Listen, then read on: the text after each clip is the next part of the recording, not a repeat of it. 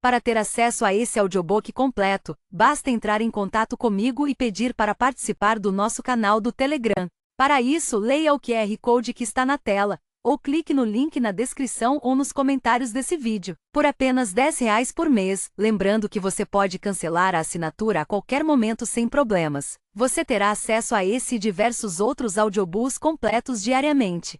Você também vai poder pedir qualquer audiobook que queira escutar e nós fazemos para você. Te esperamos por lá. Estava estranhamente silencioso naquele daia, a présia como uma lâmina de vidro temperado que mostrava apenas o reflexo mais nítido. O vento não soprava para agitar a relva nem silvava pelas esquinas lapidadas. Os vulcões que empolavam Gonodraco calaram pela primeira vez em muitas fases seu resmungo irritado. Nenhuma pedra saía do lugar sem ser ordenada, o movimento rápido e sem esforço. Até as nuvens se recusavam a chorar, como um rosto torturado prendendo o ar antes de um soluço de angústia. Era como se Ignus, Bulder, Claude e Raine tivessem reunido suas consciências em outro lugar, como se estivessem observando. Escutando. O povo matutava sobre aquela ocorrência estranha, e os que conseguiam ouvir as canções dos criadores mais tarde se refeririam a isso como um mau presságio, dado que estava prestes a acontecer naquele daia, que a grande lua de pluma-lua prateada e empoleirada no céu acima do breu, estava prestes a cambalear de seu assento elevado. Primeiro veio um grito, arrancado da garganta de alguém vergado de dor e solidão demais. Soou como o arrebentar de uma costura apertada demais. Depois vieram as palavras, lavradas de um coração sedento, sem muita reflexão, apenas com a esperança de aliviar a fisgada naquele peito feminino. O que aconteceu em seguida fez os criadores gritarem com a mesma força, as vozes atadas com um pressentimento sombrio. Então, Zlatra despencou do céu como um ovo luminoso, caindo com tanta velocidade que chamas se abriram em plumas no rastro pedregoso atrás dela. Quem testemunhou o acontecimento e viveu para contar a história viria a dizer que o solo pareceu soltar um suspiro receptivo, pouco antes de a lua colidir com tanta força que o mundo inteiro tremeu por um instante como um calafrio. Uma descrição apropriada, pois aquele evento mais tarde traria um acerto de contas que já estava atrasado. Os criadores observaram quando o corpo feminino eclodiu daquela lua e tropeçou para fora dos belos destroços luminosos com olhos salpicados de brilho e matiz, e sangue escorrendo de um corte profundo na cabeça. Eles o viram avançar em direção a Aritia com uma intenção cruel, até ser capturado, dominado, atirado numa cela sob uma montanha que abrigava um corpo masculino espumando de sede de sangue. Eles viram a mulher ser torturada, endurecida, afiada. Sabiam que o fim começava ali, no meio do eco de algo que tinha acontecido tantas fases antes. Que o homem que um daia fora amado por aquela feérica caída da lua vagava pelas planícies com o coração cheio de dor e a boca cheia de palavras capazes de reduzir o mundo a pó. Que ele poderia encerrar tudo mais depressa e com mais violência do que qualquer queda de lua. Que o destino trabalhava contra eles para consertar as coisas, acuando-os num canto pequeno demais, sufocante demais. Eles não resistiram, porque sabiam que estavam errados. Sabiam que se resistissem perderiam. Porque no daia em que armaram sua pequena armadilha e despedaçaram Kailis, enfiando numa jaula que o esmagou até transformá-lo em uma massa de gritos e polpa, havia uma única coisa que não tinham previsto. Algo com uma força tão potente que jamais seria superada. Amor. Kaan. Capítulo 1. Sinto com a mão as saliências frias e calcificadas de um buraco irregular na lateral de Zlatra, uma borda particularmente afiada que belisca a ponta do meu dedo. Mal chego a notar a dor, a sensação é parecida com a canção de um amigo perdido. É quase querida, devo muitas das cicatrizes nas mãos a esta linda lua prateada. A ela.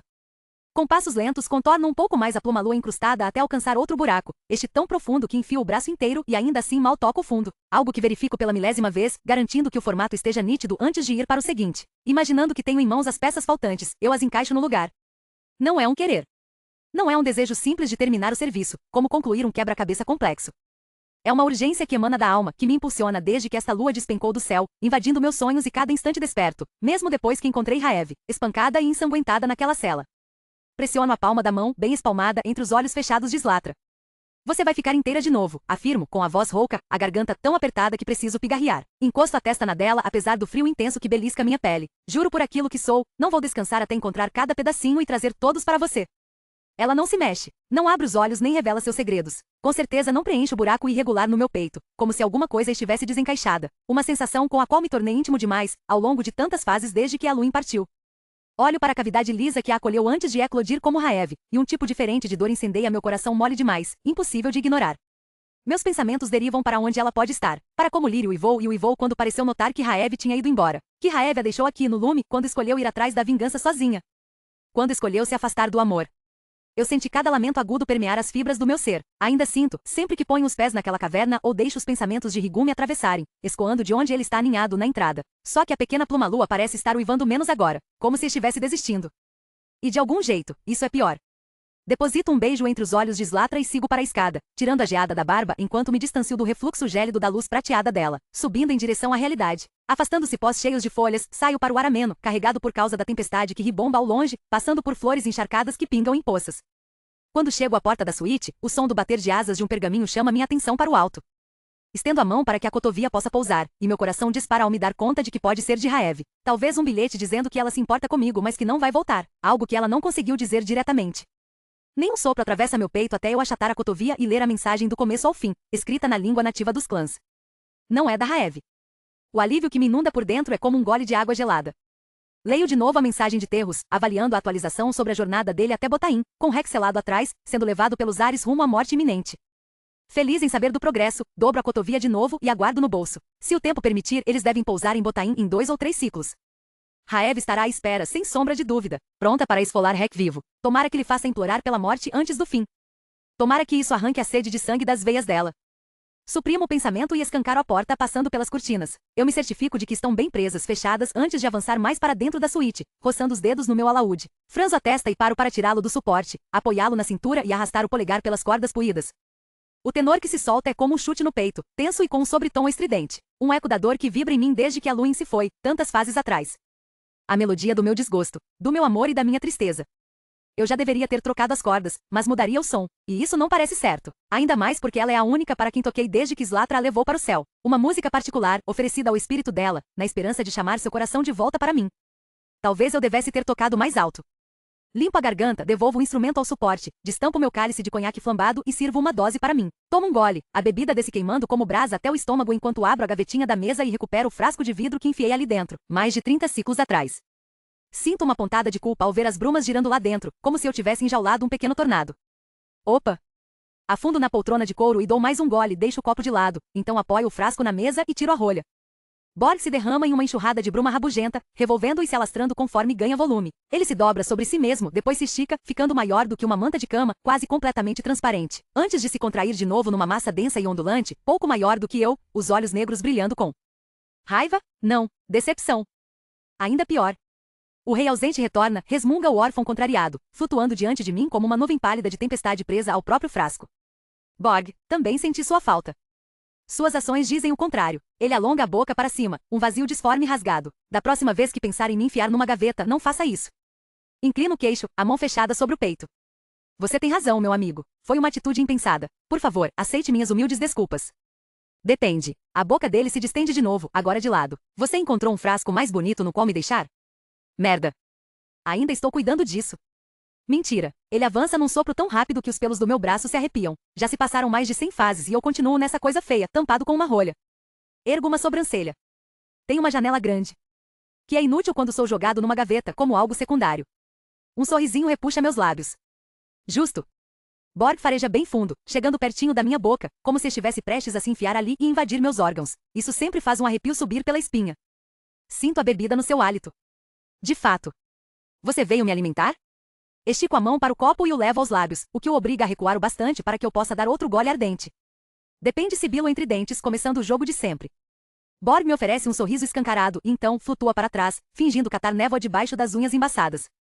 Ainda não tive notícias da sua Eluin, os outros também não ouviram nada. Mas um irmão bem saciado Engora encontrou recentemente uma feérica que tinha espíritos clamando para falar com ela. O curioso é que alguns eram membros da finada família Nevan.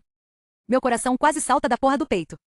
Por uma mordidinha generosa, continua Borg enquanto meu sangue ferve, o olhar ainda preso nas próprias unhas, eu poderia pedir ao meu irmão que indagasse sobre as mensagens que eles esperavam transmitir. Você vai dizer aos seus irmãos para pararem de procurar o espírito de Eluin agora mesmo um rosno, com tanta força que o quarto chega a tremer, os punhos tão cerrados que uma fissura estala no copo, ou qualquer um que tenha relação com ela. Borg leva a mão espalmada ao que imagino ser sua cavidade torácica, como se eu o tivesse magoado. Mas você jurou me alimentar por um éon se eu conseguisse me conectar com o espírito de El. Ou eu te jogarei nas brumas. Borg se encolhe até ficar do tamanho de um pé peste, me encarando de baixo para cima, os olhos enormes em meio ao corpo trêmulo. Ele não quer voltar para lá. Está se alimentando muito melhor comigo. E quando a gente localizar o resto dos seus preciosos lunacacos? Dispara ele, inflando de volta ao tamanho normal e ficando maior do que eu. O que vai ser de mim, hein? Você vai me atirar nas brumas? Ou talvez me deixar numa gaveta até ficar tão velho e senil que vai esquecer que eu sequer existo?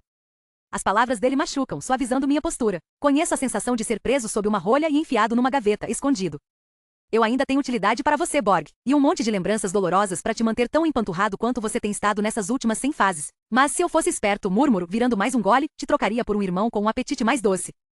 Dessa vez, ele leva ambas as mãos de névoa ao peito. Você não teria coragem. Eu tenho sido um servo modesto.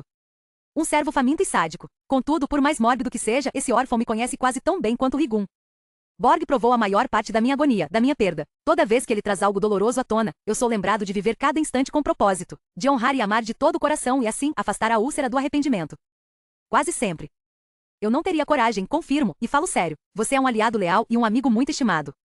Borg murcha tudo, menos o peito estufado, e volta a cutucar a névoa debaixo das unhas finas. Mesmo sendo tão estimado, tenho más notícias para nós dois, dado meu estado atual de quase inanição. Ergo uma sobrancelha. Decido não lembrar de que é impossível que ele de fato passe fome. Infelizmente não tenho novidade sobre o paradeiro de mais nenhum dos seus amados cacos. Embora as brumas errantes estejam migrando mais ao norte do que estiveram em mais de 100 fases. Ele abre os dedos, examinando o resultado do próprio trabalho. Espero que um dos meus irmãos lá dentro aviste alguma coisa em breve. Assinto, sufocando a pontada de decepção.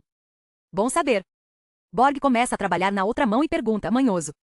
Talvez exista outra coisa que você queira saber? Difícil não notar o soluço sedento que arranha a voz dele. Tem sim. Estou procurando informações sobre a localização de 3 pessoas. Ele avança tão depressa que eu puxo o ar, quase ficando vesgo de tanto esforço para manter o contato com aqueles olhos sombrios. Continue. Dou outro gole para cavar um pouco de espaço só meu, e as próximas palavras saem sibiladas. Veia, minha irmã, Kezari, minha sobrinha, e Rohan, meu alquimista. Eu mandei cotovias a todos eles, digo, fazendo o líquido girar no copo. Estou impaciente para receber respostas. Um eufemismo.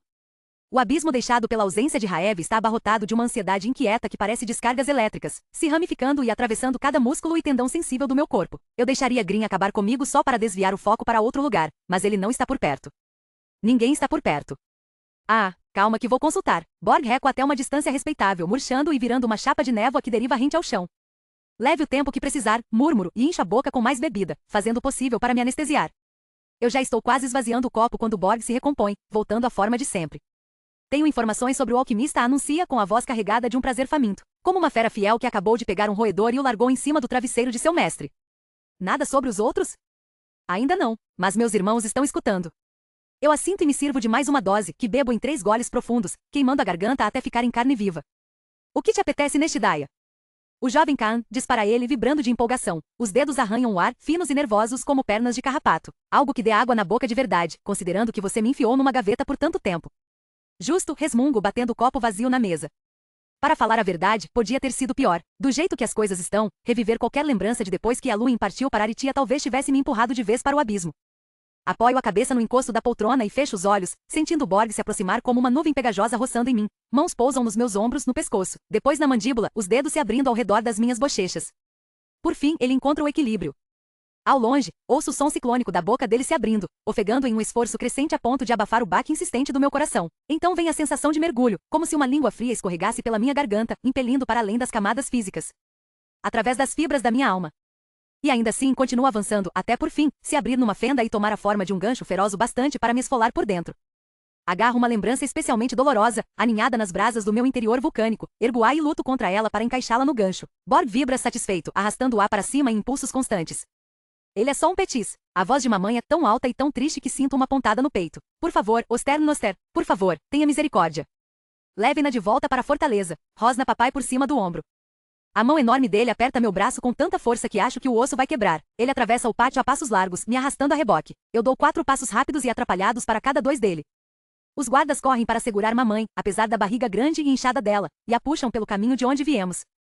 Ela grita meu nome tão alto que a voz falha, e o som é cortado quando as portas batem e se fecham entre nós. O dragão de papai circula lá em cima, perto o bastante para agitar o ar, soprando areia nos meus olhos.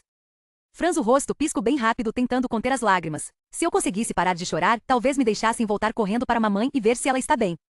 Mas as lágrimas não param. Por mais que eu tente, elas continuam escorrendo. Saímos do pátio, passamos por baixo de árvores tortas, descemos umas escadas irregulares, e eu me desdobro para acompanhar. Até que minhas pernas finalmente cedem.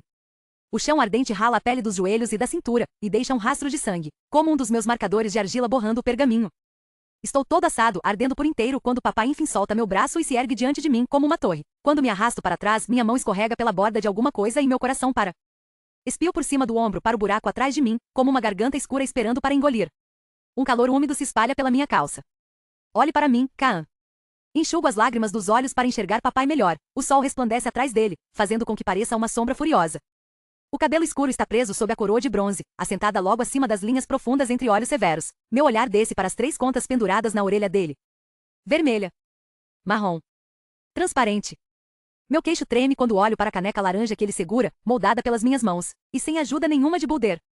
Papai vive dizendo para eu moldar isso, moldar aquilo, moldar, moldar, moldar. Mas as coisas que dou para ele nunca são boas o bastante, porque minhas palavras saem em pedaços. Só que eu sou bom com as mãos. Pensei que se fizesse algo perfeito, ele ficaria feliz. Tudo que eu queria era um sorriso. Por que está chorando? Porque meu coração dói. Porque trabalhei dias e dias nessa caneca, e papai olhou para ela do jeito que olha para mim agora, como se estivesse decepcionado. Enxugo mais lágrimas. Eu não sei. É porque eu te magoei. Encaro a caneca na mão dele e desço o olhar para as botas marrons enormes de papai. É mais fácil olhar para elas do que para o rosto zangado dele. Seu coração é mole demais, Kaan, igual ao da sua mãe, igual a essa caneca. Ele aperta a mão. Crack. Cacos de cerâmica se esfarelam pelo chão como os pedaços estilhaçados do meu coração. Engulo o lamento que queima ao descer, como se eu tivesse engolido o sol. Sei que acha que sou severo com você, o seu vovo também foi severo comigo, mas você esquece que é o filho de um rei, nascido com falhas que podem manchar o legado Vaigor. As palavras saem como o rosnado de um dragão, altas e dolorosas. Papai se agacha, o couro vermelho de montaria repuxa nos ombros largos enquanto ele indica os cacos. O tempo que você gastou moldando esse presente deveria ter sido gasto na sua gagueira. Deveria ter sido gasto se moldando em alguém digno da coroa usada por um Vaigor desde a época em que nosso ancestral, pela primeira vez, montou um ceifa-sabre. Encaro a coroa na cabeça dele, todas aquelas pontas afiadas direcionadas para o céu.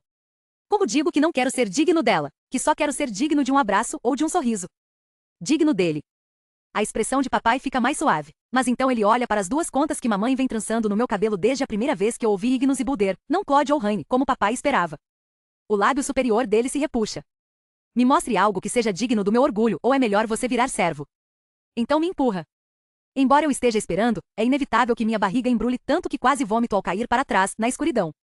Atinjo o chão com tanta força que paro de respirar. Meus ouvidos zumbem e minha cabeça fica leve. Respiro fundo, sentindo outra dor no peito, como se algo tivesse se quebrado dentro de mim e agora estivesse cravado em coisas importantes. Olho para o alto para a luz lá em cima, redonda e pálida como uma lua de pluma-lua. Papai está inclinado sobre a borda. Os músculos do pescoço se retesam quando ele diz uma frase que eu nunca consegui pronunciar direito, por mais que ele me jogue neste buraco, vez após outra. Boulder estremece ao meu redor, então se fecha com um estalo, me enjaulando numa escuridão tão quente e tão densa que obstrui minha garganta. Mesmo assim, eu consigo falar, gaguejando uma ordem que só faz Boulder se partir em pedaços que se chocam contra minha cabeça e quase me esmagam. Tento de novo, com tanta terra e pedra quebrada se acumulando ao meu entorno que mal me mexo.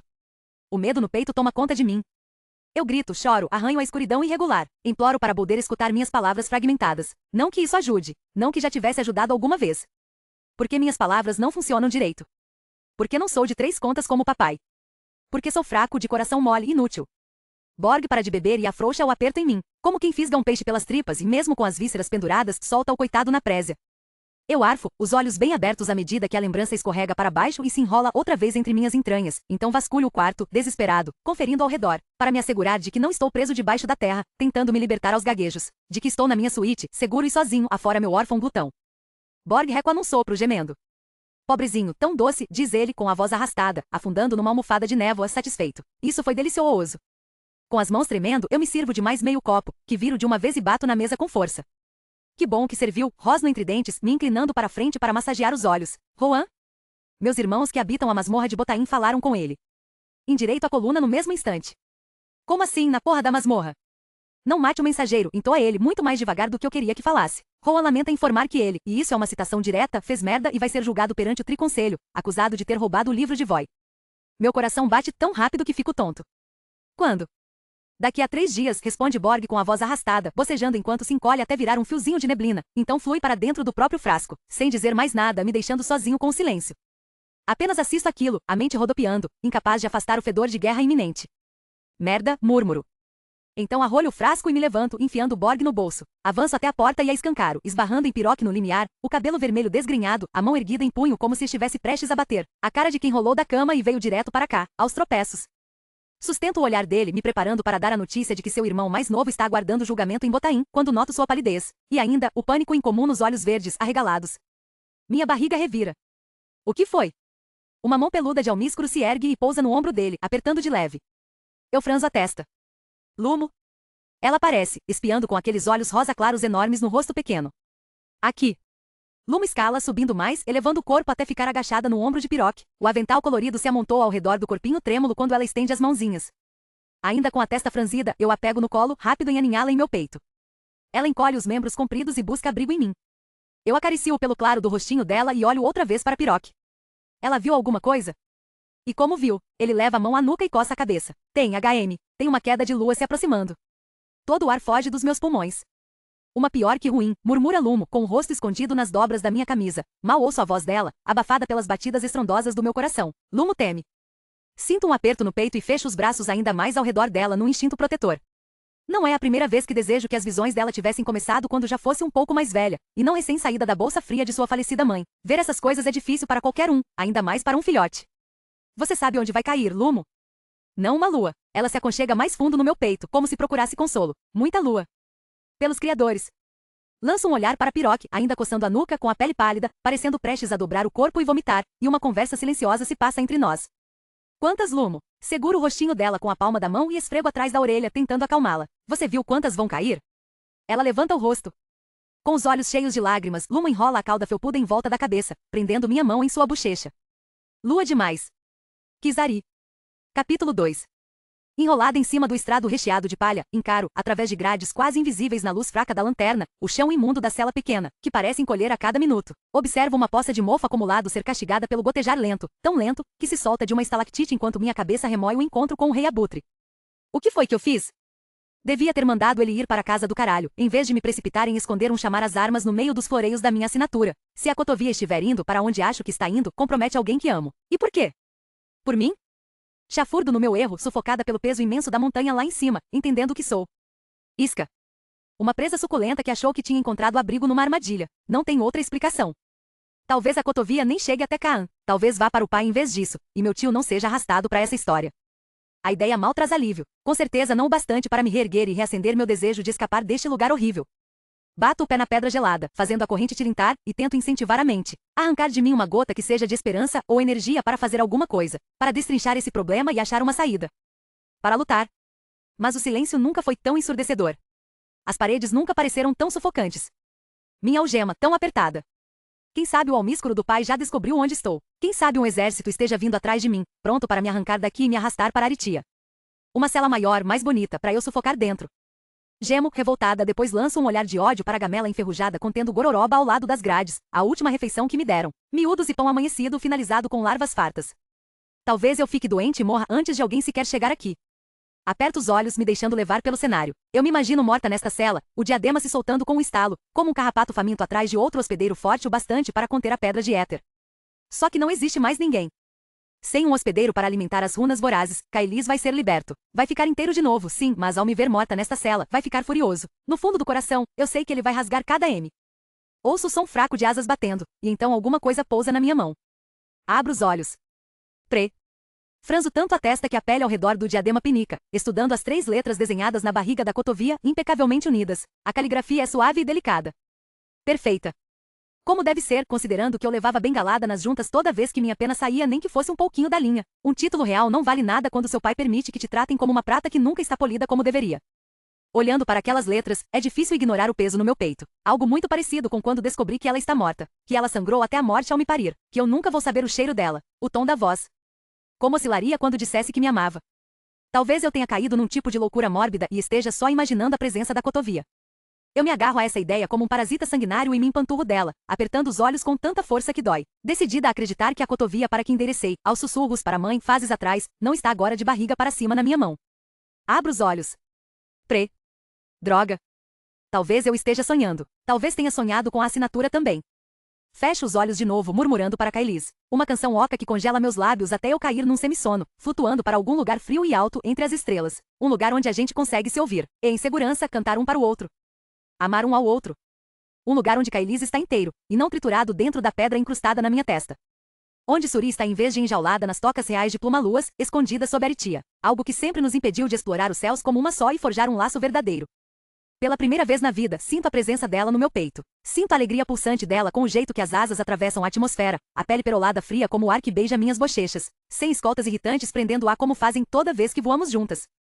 Nós percorremos o horizonte sem fim sob um tapete brilhante de estrelas, como sempre foi para ser. Livres. Mãe também está lá, eu acho. Talvez eu só queira que ela esteja, para que pudesse me envolver nos braços e me dizer que vai ficar tudo bem. Alguma coisa roça no meu pescoço, me empurrando à realidade desesperadora, úmida e fedorenta. Um cheiro azedo e pútrido que não passa. Sinto um aperto no peito quando me lembro da cotovia. Abro os olhos, vendo que minha mão está vazia. Um sonho.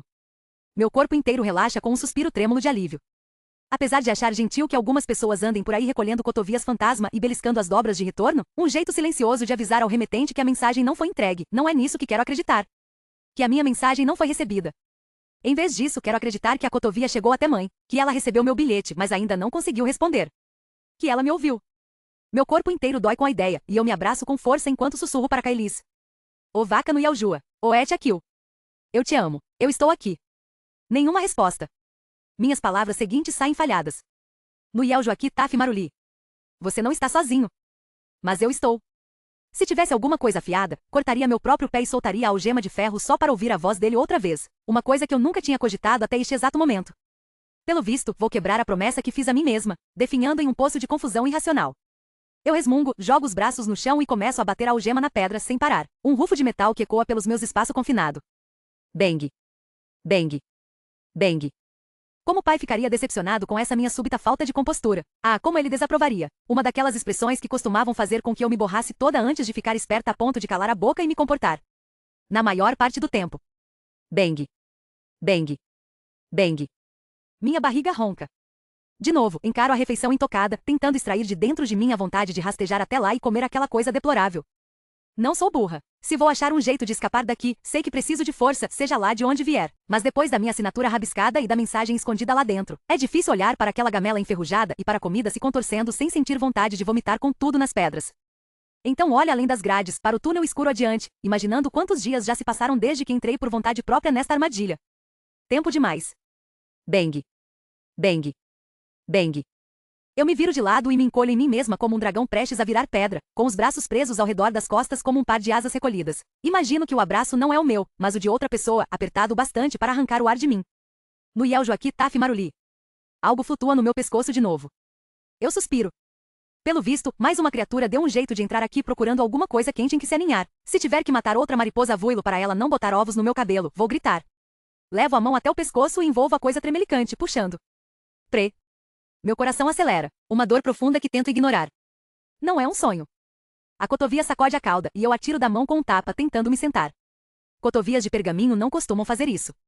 Encaro a coisinha deitada de lado na pedra, manchada, ensanguentada, um pouco torta, fora de forma. A última vez que a vi foi quando soprei um nome nas asas dela, com a esperança tola de quem se agarra à ideia de que existe magia verdadeira. Do tipo que concede milagres. Que se eu me esforçasse bastante, poderia simplesmente usar a força do pensamento para fazer mãe ressurgir, para trazer ela aos meus braços. E agora isso está aqui com a dobra de retorno já gasta, tão surrada e sem esperança quanto me sinto. Como um espelho que não quero encarar, decepcionada com o reflexo nele. Suspiro, deixo a cotovia de lado e a cubro com uma montanhazinha de palha. Pronto. Uma brisa gelada se insinua pela cela, e um arrepio corre pela minha pele, como se Claude estivesse me provocando com um sopro do mundo lá fora. Reprimindo a vontade de xingá-la, junto o vestido rasgado e imundo ao redor das pernas e agarro meu diadema, puxando-o. Uma náusea conhecida revira minha barriga enquanto minha cabeça se parte numa dor lancinante, como se eu estivesse tentando arrancar raízes grossas do crânio. Engulo a saliva acumulada sob a língua, tento enfiar as unhas nas laterais do diadema, certa de que deve haver algum encaixe que eu consiga romper, apesar de não ter encontrado nenhum nas incontáveis vezes que já tentei, e com ferramentas muito mais poderosas que minhas unhas irregulares. Sangue quente escorre pela lateral do meu nariz, pingando nas dobras do vestido à medida que eu cutuco. Arranho e cavoco com o olhar saltando de uma letra rabiscada em uma parede cinza escura para outra. Letras que parecem ter sido traçadas por um petis aprendendo a escrever. Neste lugar. Afasto esse pensamento e encaro o teto coberto de luas, todas gravadas com carvão. Luas que me lembram de... Fecho os olhos com força e abraço a barriga borbulhante. Ouço o som de asas batendo e franzo a testa ao ver a pequena cotovia se lançar ao alto, deixando cair hastes do monte de palha do qual, de algum jeito, ela escapou. Ela é teimosa, isso eu reconheço. A coisinha salta de uma lua chamuscada para outra até ficar bem acima de mim, então inclina o corpinho para frente e despenca, acertando bem entre meus olhos antes de rolar e cair no meu colo. Ai, murmuro, esfregando a testa enquanto encaro a cotovia, imóvel, o bico amassado, algo que me incomoda demais.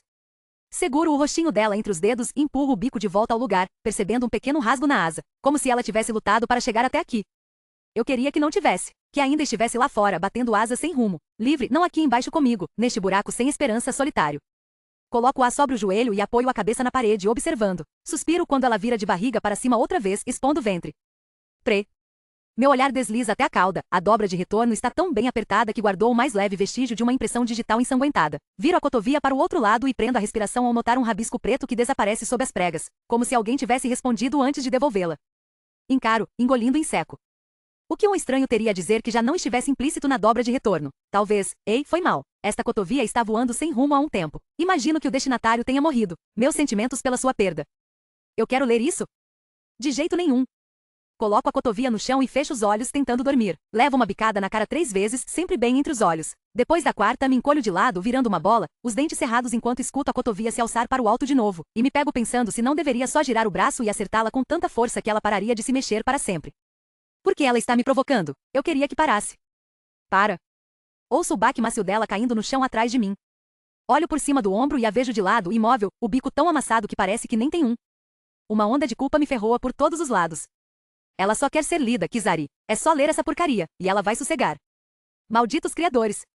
Devagar, eu me desenrolo, viro, me esforço até ficar sentada e prendo o cabelo desgrenhado atrás das orelhas. Pego a cotovia e belisco o bico amassado até ele voltar ao lugar. Então a desdobro, aos poucos, uma parte de cada vez, até ficar estendida, plana, na minha mão. Uau! Dobro a cotovia de novo até olhar bem para o rostinho bicudo. É isso que você entende por discurso motivacional? A coisinha se mexe, virando-se de barriga para cima, como se quisesse ser lida de novo. Sorriu pela primeira vez em, sei lá, faz tempo. Balanço a cabeça. Como você tem tanta personalidade, hein? Outro sacolejo. Tá bom, murmuro, depois desfaço a dobra e abro a cotovia, lendo a mensagem. A familiaridade me acerta como um tapa no rosto. Meu olhar passa do papel e sobe pela parede áspera da cela, como quem observa, do alto, dunas escuras de areia. Nas depressões lisas entre as cristas de pedras cheias de veios, procuro as letras tortas, rabiscadas com força, alterno o olhar entre a cotovia e a parede, encontrando semelhanças inegáveis no S, no N e no P. Meu sangue gela. Foi uma criança que escreveu essa resposta? A mesma criança que ficou presa nesta cela? Ela conseguiu escapar? Sinto um ardor no fundo dos olhos, assim como a chama de esperança se reacendendo atrás das minhas costelas ao ler a mensagem outra vez. Não, não precisa. Desta vez, aquilo se acomoda no meu peito de um jeito diferente. Menos como um espinho, mais como um gole de ar puro, fresco. Tem razão, eu não preciso de ninguém. Passei a vida inteira numa gaiola. Sempre que chego ao fundo do poço, dou um jeito de me libertar e tomar fôlego. O desespero forja chaves a partir das coisas mais improváveis. Sim, estraguei tudo ao assinar aquele pedaço de pergaminho que provavelmente está batendo asas na direção do tio Kaan, mas nada de ruim vai acontecer se eu conseguir fugir e bancar meus erros. E segundo isto aqui, é possível. Dobro a cotovia outra vez, acolho o ar entre as mãos e aproximo do rosto. Desculpa por ter gritado com você, sussurro, e então a encaixo na curva do meu pescoço. Eu me balanço, observo de canto de olho minha refeição se remexer, e uma onda de determinação incendeia meu coração. Vou dar um jeito de tirar a gente daqui, eu prometo. Mesmo que isso signifique que eu tenha que começar a engolir aquela porcaria. Veia. Capítulo 3. Desço correndo pela escada em caracol, os passos retumbando em uníssono com o baque desesperado do meu coração, os pensamentos ainda presos entre as páginas do diário de Halloween, colado às minhas costelas, amarrado sob o corpete que roubei com uma tira de tecido que rasguei da camada debaixo da minha saia, também roubada. Uma liga-sangue chegou na garupa de um dragão no nascer da aurora de hoje. Se ela está aqui para testar o sangue de meu petis quando eu der à luz, a linha paternal não vai apontar na direção de Tirote. Vai apontar para o norte, para Kaan. Sufoco um gemido, ignorando a forte vontade de me dobrar sobre o corrimão ornamentado de obsidiana e verter as entranhas no piso reluzente, 7 andares abaixo. Nunca senti o peso de uma responsabilidade tão esmagadora, sabendo que minhas próximas ações podem provocar uma guerra capaz de reduzir o mundo a ruínas. Mas eu não posso guardar este diário só para mim. Não. Kaa merece saber a verdade. E Elu, Raev também. Kizari é quem mais merece. A determinação enrijece minha mandíbula. Vá ao armário, troque de roupa, saia do palácio pela porta secreta na parede, contorne a floresta dos salgueiros sibilantes, suba a trilha da montanha e entre na toca abandonada onde a caroneira está escondida com Fur, sua fundífera de estimação. Volte para casa, para Kaan. Parta o coração dele. Pelos criadores, murmuro domando o pulso. Endireito os ombros, diminuindo o ritmo conforme desço o lance de escadas que corta o átrio. As muitas janelas exibem a força bravia da tempestade que agora se ergue sobre a cidade. Jardineiras de saias rodadas se agacham por cima dos canteiros de flores luminosas, cortando hastes ou plantando novos bulbos enquanto Claude afasta as rajadas de neve dos vidros.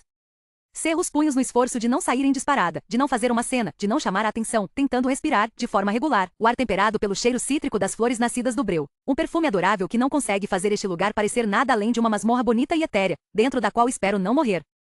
Desço por uma escadaria estreita e enfim, rompo na ala dos criados, bem abaixo do nível do solo. Minha incursão desesperada pelo interminável labirinto de corredores frios de obsidiana é interrompida o tempo todo por espinhos e funcionários apáticos do palácio, que me obrigam a manter os passos lentos. Mulheres produzidas e impecáveis deslizam pelo chão como movimentos régios de uma vassoura, cada uma com um talhe na orelha, marca que as define como nulas. Um costume que Tirote introduziu quando enfiou as garras no breu, como um dragão macho mijando no próprio território. Empesteando. Por fim, diante de uma porta de armário fechada, ladeada por arandelas acesas, olho para os dois lados e então tiro um frasquinho do bolso. Destampo a rolha e sou atingida pelo cheiro almiscarado do que quer que compõe essa mistura potente que Rohan preparou. Algum tipo de excremento a julgar pelo fedor acre. Tento não pensar nisso enquanto despejo um pouco na palma da mão e espalho a poça marrom pela maçaneta saliente da porta. A runa de fusão que eu havia desenhado crepita com um silvo furioso antes de virar fumaça e se apagar. A maçaneta dá um estalo, depois gira, destrancando. Guardo o frasco no bolso, passo pela porta com um salto e a fecho atrás de mim. Encosto as costas nela, soltando um suspiro trêmulo. Merda, murmuro, arrancando o bracelete, tentada a arremessá-lo na parede. Em vez disso, tiro do bolso um frasco de luar, iluminando o espaço apertado de armazenamento à medida que minha ilusão começa a coçar e depois se desprende, como papel descamando e se desintegra antes de tocar o chão. Encaro o bracelete preso entre meus dedos esbranquiçados e trêmulos. Eu devia ter deixado o trogo comer isso. Enfio a coisa ridícula no bolso. Deslizo o olhar até pousar em Aida, a serva de quem roubei as roupas, ainda inconsciente no chão, com minha capa branca enrolada sob a cabeça, a expressão relaxada, a boca amordaçada. Observo sua roupa de baixo simples de lã cinzenta, que parece muito mais confortável do que a abominação sufocante com que estou prestes a vesti-la outra vez, sobretudo considerando sua condição, da qual Tirote me fez ciente. Suspirando, estudo o ligeiro inchaço da barriga dela, quase imperceptível. Ainda assim, fico furiosa comigo mesma por não o ter notado. Balanço a cabeça quando me agacho ao lado dela. Eu conheço bem meu irmão. Sei do que ele é capaz. Este não é um lugar em que Aida e seu petis podem ter um futuro próspero. Este é o lugar onde serpentes estrangulam a felicidade enquanto ela dorme. Onde princesinhas são arrancadas da cama no meio do torpor, colocadas à força no lombo de feras estranhas e levadas pelos ares para uma cidade distante, tratadas como um pedaço de pedra-sangue. Como moeda. Este é o lugar onde novas mães morrem em seus lençóis ensanguentados depois do parto, onde segredos supuram até apodrecerem o bastante para envenenar o mundo. Com os dentes cerrados, me inclino para frente e coloco o frasco de luar numa prateleira entre pilhas de panos de limpeza. Em seguida, começo a afrouxar o corpete, arrancando com um suspiro ofegante. Os pulmões se enchem de ar pela primeira vez desde que coloquei essa maldição dos criadores. Visto minhas roupas de couro antes de, com cuidado, desamarrar, tirar a mordaça e vestir Aida de novo. Mal começo a puxar a capa da cabeça dela quando os pelos do meu braço se arrepiam. Disparo o olhar para o rosto dela, direto para os olhos de um azul vivo que me encaram. Meu coração acelera tanto que quase me esqueço de respirar, parte de mim esperando que ela abra a boca e grite, que acabe com a porra do meu mundo com um simples som. Mas Aida não grita. Não há medo naqueles olhos arregalados, nem pânico ou raiva, nem confusão, só duas esferas inquisitivas por trás de um véu de lágrimas, fazendo-me pensar se compartilhávamos mais do que apenas semelhança física enquanto eu usava a pele dela. Se parte da alma de Aida também viajou comigo naquela jornada de partir o coração. O olhar dela desce para onde o diário de Eluin está preso às minhas costelas, e meu sangue gela. Acho que isso já responde. Aida fecha os olhos, uma lágrima cai conforme ela ergue a mão e a apoia na barriga, como um escudo. Não precisa me matar, sussurra ela, erguendo cílios. Não vou dizer nada. Eu sei que não vai. Ninguém em sã consciência conseguiria digerir as palavras deste diário e não escolher o lado moral da história. Tirote pode ser o pai da criança, duvido que Aida acredite também. Toda essa situação ferrada tem uma mancha que gruda no homem que hoje ocupa o trono de obsidiana. Eu nunca seria capaz. Levo a mão ao bolso da capa e tiro uma bolsa pesada de pedra-sangue. Tenho bastante para comprar uma taverna pequena nesta parte do mundo, mas preciso que você vá embora, peço, tomando a mão fria de Aida e curvando os dedos dela em torno da bolsa. Saia de Aritia. Encontre um lugar seguro, bem longe de Tirote vai. Eu não posso. Ela solta a mão da minha, da bolsa. Franza a testa. Não pode ou não quer? Um silêncio longo se estende enquanto mais lágrimas caem. É melhor você ir, sussurra Aida por fim, fazendo um arrepio subir pela minha espinha. Certo. Eu me levanto, jogo a capa sobre os ombros e puxo o capuz, prendendo os botões para garantir que as roupas de couro fiquem bem escondidas. Então é provável que você morra, como Eluin, murmuro, arremessando a bolsa de pedra-sangue. O objeto cai no chão com um baque pesado que faz Aida se encolher, ou talvez sejam minhas palavras se assentando. Ótimo. Este mundo não é gentil com mulheres, bastardos ou com quem não usa contas, continuo, com um olhar firme para o talhe na orelha dela. Pego o frasco de luar da prateleira e enfio no bolso, nos lançando na escuridão. Lembre-se disso. Abro a porta e vou embora. Raev. Capítulo 4. Recuo o braço e depois o lanço para cima, esmagando o punho contra o gelo que não quer ceder. Outro soco, mais outro. A dor dispara pelos ossinhos e tendões da minha mão, sobe até o cotovelo e alimenta a fúria sanguinária que ferve no meu peito. Já tentei de tudo. Agucei minha consciência até virar uma lâmina que só fez entortar no gelo. Depois a embotei até transformá-la num martelo, tentando abrir caminho à marretada, vasculhando a extensão congelada em busca de uma área mais frágil, mais fina. Nada funciona. Cheguei a fingir que estava me afogando, na esperança de que o instinto protetor da outra a atraísse para debaixo do gelo e, com sorte, rachasse uma brecha por onde eu pudesse subir. Nada disso. Ou ela não se importa, ou está bem ciente de que minha consciência não precisa de oxigênio para existir neste túmulo aquático da perdição. Mais um golpe estraçalha a pele das juntas e o que restava da minha compostura. Caralhou! O plano era meticuloso, saciar minha fome voraz de vingança com um banquete de torturas muito bem planejadas antes de, enfim, entupir a boca de Rec com as próprias tripas, apertar seu nariz e assistir a ele se engasgando até morrer, sem deixar de lembrá-lo exatamente do porquê de um fim tão cruel. Por assassinar minha linda, milagrosa Essie. Por torturar Lyria até quase a morte. Mas a outra me enfiou aqui embaixo como uma das minhas pedras, como se esperasse que eu me encolhesse e afundasse até as profundezas enquanto ela faz sabe-se lá o que com a mancha de merda de sanhaço que atraí para esta armadilha. Espera. Será que é essa a resposta? Afundar? Dou um giro, olhando para baixo para as trevas, escuro, exceto pelo ponto de luz bem lá embaixo, como uma estrela achatada que espalhou suas entranhas resplandecentes por toda parte. Estreito os olhos, a atenção saltando de brilho em brilho. Talvez haja alguma coisa lá embaixo que eu possa usar para me libertar. Uma opção que normalmente não cogitaria, mas ela não está lá embaixo. Está lá em cima massacrando. Talvez se banqueteando com a carne de Rex Aros. Franzo a testa, pensando em toda a merda que já joguei debaixo do gelo. Coisas que não gostaria de ver de novo. Nunca. Mas contanto que eu não mergulhe fundo demais, devo ficar bem. Em teoria.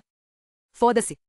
Impulsiono os pés no gelo e mergulho na água límpida, uma braçada determinada de cada vez até que algo longo e luminoso se enrosca nos meus dedos, me fazendo parar. Aproximo a mão do rosto e a viro, estreitando os olhos para o fio de cabelo prateado, mais comprido do que a minha altura. Um arrepio percorre minha pele. Já vi esse tom exato no túmulo sob a suíte de dormir de Kaan. Já o vi no céu ao sul da muralha, aninhado entre as fitas de aurora que às vezes se misturam com aquela lua torta de que eu gosto tanto. Já o vi nos meus sonhos e em vislumbres de lembranças dolorosas, o tom luminoso acompanhado de olhos leitosos, emoldurados por cílios pálidos. Não. Descarto o pensamento, afasto o fio com o movimento e me empurro ainda mais fundo no desconhecido. Preciso encontrar alguma coisa para bater no gelo, me libertar, retomar o controle do meu corpo, transformar os instantes derradeiros de Rec, o maldito, num pesadelo digno do torpor. Uma mancha distante de luz se avoluma, tomando a forma aglomerada de pilares hexagonais de gelo que despontam na escuridão, como se eu estivesse deslizando pela obscuridade acima de Subsunia, as zonas de nidificação dos Tumaluas. Outra coisa em que me recuso a pensar. Em que me recuso a mergulhar demais. Eu me aproximo, atraída por um pilar largo bem no centro de tudo, bem mais baixo que os outros que o cercam. Fixo a atenção na concavidade típica de um ninho desgastado, e dentro daquela cavidade está um grande monte de tesouros, principalmente pedras prateadas em forma de ovo, que deixam minha respiração entrecortada, que me dão vontade de dar meia volta, subir à superfície, esperar quietinha para ser liberta e nunca mais descer aqui. Talvez eu até fizesse isso se a ponta dos meus dedos não estivesse coçando para arrancar os olhos de Rec das órbitas e depois perfurar o coração do maldito. Rosnando, disparo na direção de uma das colunas mais altas e me desloco até a borda. Espio os abismos escuros entrelaçados em meio aos pilares, na esperança de encontrar algo útil, semicerrando os olhos para distinguir a forma distante de pedras. Milhares de pedras encalacradas nas fendas como sucata há muito esquecida. Minhas pedras, cada montinho musgoso uma lembrança ou um momento que escondi com a intenção de nunca mais ver. Identifico uma especialmente afiada que arremessei ao fundo enquanto Essie estava enrolada nos meus braços, imóvel. Sem vida. Estremeço, desviando o olhar. Nem fodendo. Não vou lá para baixo. O que me deixa com uma única opção.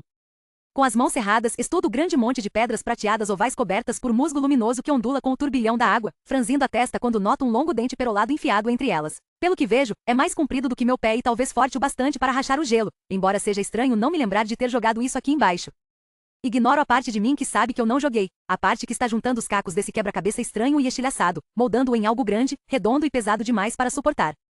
Dou um impulso por cima do abismo e aterriço na rampa acolchoada de gelo, escorregando até o fundo do ninho colossal, tão grande que Rigum poderia se enrolar nele, embora ainda ficasse com boa parte do corpo pendurada para fora.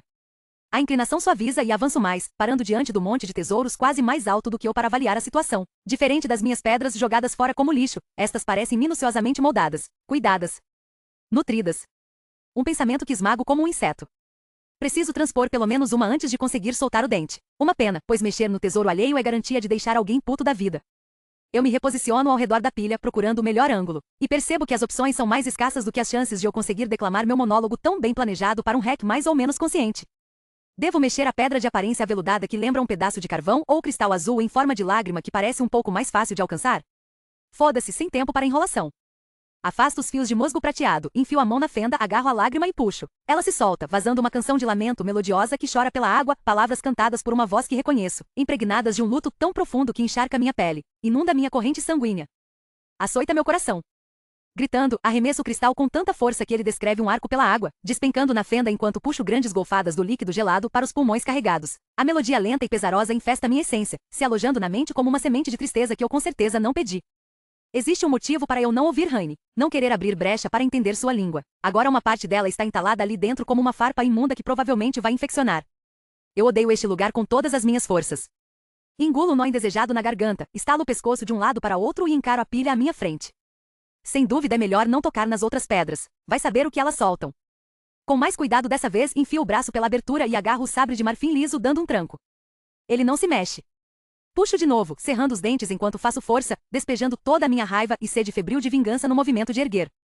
O dente se solta tão de repente que sou lançada para trás, algumas das pedras ovais se deslocando com um solavanco. Uma delas roça no meu braço, os filamentos musgosos me acariciando como o toque de uma cauda de pluma-lua, me arremessando para um gole de outro lugar. Um lugar em que eu não sou eu mesma, mas algo maior. Mais poderoso. Algo furioso, abarrotado de uma força que se estica entre minhas omoplatas, o peito estufado com um turbilhão de fogo gélido que ameaça queimar um rastro garganta acima. Ah, outra. Passado. A outra mergulha em uma cortina de névoa, soltando um grito gutural que afina até virar um guincho agudo bastante para rasgar pele, anunciando a intenção feroz de matar o jovem feérico que se esgueirou até seu ninho e tomou seu ovo mais precioso. Talvez estivesse sentada sobre ele tempo demais, desde muito depois de seu par ter tombado e sangrado até se misturar à terra, mas enfim conseguia sentir vida lá dentro, desde que considerara o ovo um fio prateado da fibra mística que carrega em si, a vida enfim havia começado a palpitar. E agora se fora. Ela faz o véu da névoa voar pelos ares, conforme a raiva irrompe pela garganta e transborda pela bocarra aberta. Chamas azul claras explodem em um ninho alto erguido por outra pluma-lua há muito morta, reduzindo-o a cacos e despedaçando o silêncio. Não haverá descanso até que a outra prenda o ladrão entre os dentes e sacuda o corpo dele até o coração parar. Então ela vai se banquetear na carne dele, arrancando-a dos ossos, tira por tira. Trajada com o sangue dele, vai esperar até que os restos endureçam no frio para, então, triturá-los em lascas. Se conseguir encontrá-lo. Um grito distante ecoa, um chocalhar, uma sequência de guinchos animalescos que eriçam a penugem da outra e fazem um arrepio percorrer sua espinha. Ela vira o corpo, caçando som, e mergulha por outra cortina de névoa que encobre boa parte das áreas de desova. Saiam daqui, criaturas horríveis. O coração da outra acelera com a voz estridente ecoando em meio à algazarra. Deixem a gente em paz. A névoa se dissipa o bastante para que ela enxergue uma saliência de gelo, vislumbrando uma feérica pequena e jovem demais para essa parte do mundo. Ela deveria estar em um ninho de pedra com aqueles que lhe deram a vida, enrolada nas peles que os feéricos passaram a usar para proteger o corpo frágil. Não aqui, vigiando um pequeno ninho de neve, cercada por praga e espinhos. Predadores afiados, dolorosos de mastigar, que chocalham e uivam e atacam tocas cavadas na neve, e tem como presa principal as crias recém-nascidas de criaturas mais vulneráveis. Justamente o motivo de a outra tantas vezes acabar com os espinhos deles fincados nas gengivas. Ela observa a postura da Petis, pezinhos plantados bem afastados em posição de batalha, os olhos irados e ao mesmo tempo temerosos, tão azuis que parecem forjados a partir da chama que ferve no peito da outra. Vão embora, grita ela, a voz trêmula. A Petis lança um punhal para frente, como se quisesse compensar a falta de dentes afiados ou garras. Ou eu vou usar isso aqui. A outra repara no jeito como a mão da Petis treme, como se estivesse morrendo de medo apesar dos dentes à mostra e das ameaças berradas. Recolhendo as asas, a outra mergulha mais perto, mexendo-se em uníssono com as correntes de ar para que não guinchem contra a própria pele. Ela atravessa mais uma camada de névoa e emerge a tempo de ver o maior dos predadores espinhentos saltar à frente com um uivo, bem quando a pequena feérica enterra a arma na barriga lisa da criatura. Sangue escuro espirra no rosto da Petis.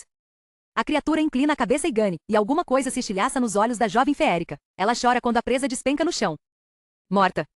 Os outros arranham a neve sibilando, línguas compridas chicoteando o ar. A intenção é óbvia. Avançar em sintonia. Incapacitar. Matar. Os instintos da outra fervem, impelindo-a para frente, bradando que ela deve proteger. Proteger. Ela dobra as asas, colando-as ao corpo e mergulha. Depois as abre e de repente projeta-se para frente e aterrissa no chão. O movimento levanta uma explosão de neve que fustiga o couro prateado e desorienta as criaturas agora em pânico, que guincham e se espalham depois de terem esquecido por um instante que não estão no topo da cadeia alimentar. A outra está. A Petis não grita, não se encolhe nem tenta fugir. Apenas cai de joelhos e se põe de obstáculo na entrada do ninho, os olhos tristes ainda fixos na fera que abateu e na poça crescente sob o corpo. A outra arqueia o pescoço e gira, deixando que toda a raiva e o luto irrompam do peito numa rajada de fúria azul que massacra tudo que engole. Um fim adequado para adversários tão desonrosos. Enquanto mutila corpos espinhentos com sua chama e golpes violentos de garras, ocorre a outra que talvez a pequena feérica não goste de matar. Isso explicaria o olhar dela e o som triste que soltou quando a arma escorregou do peito da criatura. Parece estranho, já que muitos feéricos não sentem isso quando tiram uma vida, derrubando dragões com alegria para drenar o sangue deles na terra, impedindo-os de encontrar paz no grande escuro, como o amado par da outra. Mas aquela expressão nos olhos da Petis ecoa na mente da outra enquanto ela continua a soprar chamas muito depois de a última fera ter tombado, pois a lembra de tempos passados, quando dragões ansiavam por formar um vínculo com alguém corajoso e íntegro o bastante para merecê-lo. Quando não temiam esse tipo de laço. Afastando o pensamento, a outra abafa o fogo na garganta e gira, rosnando ao encarar a bagunça ao redor. Corpos tão castigados pelas chamas que explodiram em lascas congeladas, agora espalhadas pela neve. Satisfeita consigo mesma, a outra se volta para o ninho de neve, mas a pequena feérica já não protege a entrada. A outra para. Uma luz prateada irradia da abertura se derramando para fora, misturando-se à dela. Um guincho suave brota dos restos rachados de um ovo em torno do qual a outra se enrolou por nasceres e quedas demais. Depois vem o gorgolejo de seu filhote puxando o ar e pondo os pulmões minúsculos para funcionar. Mais um pedaço de casca se desprende e cai na neve, revelando sua linda cria prateada ainda coberta pelo resíduo transparente, enrodilhada como se estivesse aninhada no céu, começando da maneira que vai terminar, como deve ser. O filhote se remexe, ergue um pouco a cabeça, tenta esticar as asas, fazendo mais da casca se soltar, enquanto uma lufada repentina leva até as narinas dilatadas da outra o cheiro doce e coriáceo da recém-nascida. Fêmea. Uma filha. O corpo pesado da cria a faz desabar no chão, as asas se abrindo de lado. Uma sensação estranha incha o peito da outra, grande e quente, à medida que observa o pescoço fino da filhote e o jeito como a cabeça dela bamboleia, pesada demais para os músculos em formação, a outra acolhe a sensação, uma forma de amor que nunca sentiu. Nunca considerou possível. A filhote ergue as pálpebras com preguiça e o coração da outra se contrai com força ao primeiro vislumbre daqueles olhos, escuros e salpicados pelas muitas luzes de seus ancestrais. Lindos. Elas se encaram através da neve, e a pequena solta um grasnado. Aquela sensação no peito da outra cresce tanto que ela teme que as costelas se partam. Um som de lamento sobe pela garganta. Eu também te amo, miúda. O olhar dela desliza até o homem feérico encolhido dentro do ninho de neve, o cabelo claro desalinhado. O mesmo homem que invadiu o ninho da outra, embora ela já não alimente o desejo de engoli-lo. Não ao vê-lo naquela postura protetora, o braço enlaçando os restos do ovo da filhote ao mesmo tempo que tira pedaços de casca a fim de ajudar a recém-nascida a se libertar do invólucro, afrouxando a asinha torta da membrana pegajosa que deve ter aquecido demais e encolhido, cortando parte da circulação. Me desculpa, lamenta ele por entre os lábios pálidos, as palavras pesadas de tanta tristeza. A outra inclina a cabeça de lado. Se ela pudesse moldar as palavras dele com a própria boca, tão maior e mais temível, diria ao feérico que não entende. O sangue do sangue dela chocou. Não há espaço para tristeza, só para celebrar a vida. A outra está prestes a se arrastar para frente e enfiar o focinho no ninho para sentir o cheiro da filhote como deve ser quando se dá conta de... Onde está a pequena? A pequena feérica que tirou uma vida para proteger este ninho frágil e os seres dentro dele? Tomara que não tenha sido esmagada. Erguendo-se, a outra passa a cabeça sob a própria barriga, lançando um olhar em torno das garras e ao longo da cauda que varre a carnificina ao redor, até sentir um puxão estranho nas longas barbelas que brotam de sua coluna. A outra fica imóvel. Isso é. Algo cutuca a perna dela, mais acima. Outro puxão, seguido de mais alvoroço contra o couro. Curiosa, a outra lança a cabeça para trás e espia a pequena feérica empoleirada entre suas omoplatas, respirando ofegante, ainda coberta do sangue da própria caça. As mãos pálidas já não tremem, estão fechadas em punho em torno das barbelas da outra, segurando com tanta força que o pulso acelerado palpita pelos fios sensíveis. Ela encara a Petis nos olhos, acesos de tanta determinação que chegam a brilhar. Shuili. Voe. A outra bufa. Esse serzinho quebrável, com dedos fracos demais para aguentar a força do voo, quer montá-la pelo céu gelado e impiedoso? A outra não voa com cavaleiro. Nunca. Ela não se rende a ninguém, muito menos a alguém tão frágil. Rosnando, a outra se sacode, tentando fazer a pequena cair de volta na neve fofa, e fica confusa ao perceber que a Petis continua agarrada ao mesmo tufo de barbelas, as bochechas coradas pelo bombear frenético do coraçãozinho. Uma ferocidade nova retorce os traços da jovem feérica quando ela arreganha os dentes e grita. Shuili. Para alguém tão pequena a palavra é enorme, fazendo o silêncio estremecer, como se a deusa do ar estivesse escutando. Shuili, Shuili, Shuili. Talvez seja a única maneira de fazê-la descer e parar de gritar? A outra olha para a filhote, protegida nos braços do homem de olhos arregalados, e solta um som baixo, áspero. Ela ergue as asas e as despenca, disparando o céu acima com uma força que se equipara à de um dragão em queda, esperando que a pequena escorregue e despenque na neve. Fica desnorteada quando isso não acontece, virando a cabeça a cada poucas batidas para conferir se Petis ainda está agarrada. O fascínio só cresce. As brumas engolem as duas, açoitando as asas da outra enquanto ela colhe o ar gelado, subindo mais e mais, batendo com toda a força que seus músculos permitem. A outra não quer que a pequena feérica despenque até a morte. Vai pegá-la se ela escorregar, devolvê-la ao chão, onde é o lugar dela, em reconhecimento ao sangue que derramou para proteger o ovo precioso da outra. Porém, por mais que bata as asas, e por mais que mergulhe ou gire rápido, a pequena não arreda o pé. Nem quando as fitas nascem e depois caem de novo. Nem quando uma tempestade avança e as esbofeteia de todos os lados, cobrindo o cabelo escuro da Petis com geada e nacos de neve. Nem quando a outra voa tão perto das luas que sente o puxão constante do mundo afrouxar, a luz dos ancestrais encharcando suas asas, chamando-a para enroscar o corpo e descansar com eles. De novo as fitas nascem, arqueando tão perto que a outra se pergunta se vão salpicar sua pele como fizeram tanto tempo antes, tingindo seu couro de prata. Mas não. Elas dançam fora de alcance, exatamente quando a pequena começa a cantar, uma canção suave que vem e vai no compasso dos movimentos das fitas, como se estivesse traduzindo aquela dança em algo de uma beleza tão intensa que por um momento a outra apenas plana. Para de se debater. Só escuta. A canção chama pela alma dela, puxa como o anseio de se enrolar em volta de seu ovo muito depois da hora de chocar ter passado, como o anseio de, por fim, oferecer-lhe um fio da essência prateada que a preencheu com a canção cósmica que enfim começa a entender, um último surto de esperança. Puxa como o anseio de encontrar um ninho eterno entre as estrelas, um Daia. Mas não neste Daia. Não com o novo sentido da sua existência empoleirado entre as asas, agarrado com os punhos fechados, cantando mesmo com os lábios rachando de frio. É ali, tão perto dos que já subiram ao descanso final, que a outra cede pela primeira vez em toda a sua longa existência, e diante de uma Petis menor que sua própria garra, ela se inclina ao desejo crescente de proteger a pequena feérica com a fúria selvagem de quem, de repente, tem tudo a perder. A outra doma o próprio coração agitado até que ele aperte no mesmo ritmo que o da pequena, ouvindo o suspiro dela quando o vínculo entre as duas rompe a casca com a ferocidade de uma estrela explodindo. Ela não lhe oferece sua chama, sabendo que a pequena não está pronta, que isso a quebraria de dentro para fora. Mas oferece quase todo o resto. Pelos fios que se tecem entre elas, a outra sente o choque gelado que percorre a pequena. Sente sua admiração cálida florescendo. Sente a força selvagem do espírito dela e o amor indomado que nutre por aqueles que compartilham seu sangue. Sente o contorno do coração da Petis tão grande e ferozmente ousado. Sente a tristeza pesada pela eclosão imprecisa da filhote, mas saber da asa pequena e debilitada não esmaga a outra do mesmo jeito que esmagou a pequena. O destino opera de modos mágicos, e até agora aqueles fios estão tramando, dando nós que talvez não sejam entendidos nem desfeitos até que muitos nasceres venham e se vão. Mas de uma coisa a outra sabe. Ela e sua pequena preciosa sempre estiveram destinadas uma à outra.